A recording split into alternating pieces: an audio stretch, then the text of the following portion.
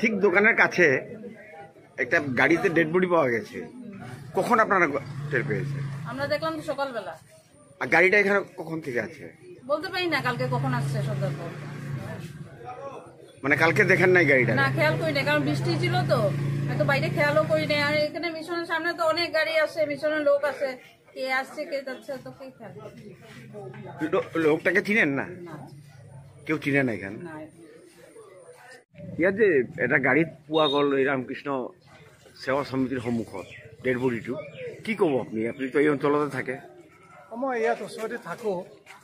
ৰাতিপুৱা মই গেটখন যেতিয়া খুলিছোঁ, মোৰ ঘৰ আৰু আগতে, মই গেটখন খুলি চাইছোঁ যে বহুত মানুহ ইয়াত থিয় হৈ আছে আৰু চবে মানে গাড়ীটোৰ ভিতৰত চাই আছে যে মানুহ কোনোবা এজন আছে নেকি, চবে বিচাৰি আছে, চাই আছে কি কোনে হয়, দৰ্জাটো খোলা পাইছে চবে, বড় ওচৰৰ মানুহখিনি চবে। তাৰপিছতে আপোনাৰ এই চবকে খবৰ দিলে কাৰ মানুহ হয়, ক'ৰ পৰা আহিছে।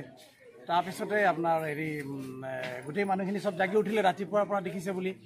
এইকাৰণে গাড়ীখনৰ দৰ্জাবিলাকো খোলা আছে আৰু চিনিও নাপায়, গাড়ীখন অৰুণাচলৰ বুলি ভাবিছে, কিন্তু চবে কোনেও চিনি নাপায়। এই গাড়ীটো এই অঞ্চলৰ কোনো মানুহৰ নহয়তো? এই অঞ্চলতো নহয়, ইয়াত থাকিলেতো সদায় আমি দেখিলোঁ হয়, ইয়াততো কাৰো গাড়ী নহয়। মানুহজনৰ চেহেৰাটো দেখা গৈছে, আপোনালোকে চিনি পায় নি? না, আছে, আমিতো চিনি নাপাওঁ, ইয়াৰ মানুহতো নহয়, আমাৰ এইটো এৰিয়াতো নহয়, গতিকে একো ক'ব নোৱাৰি।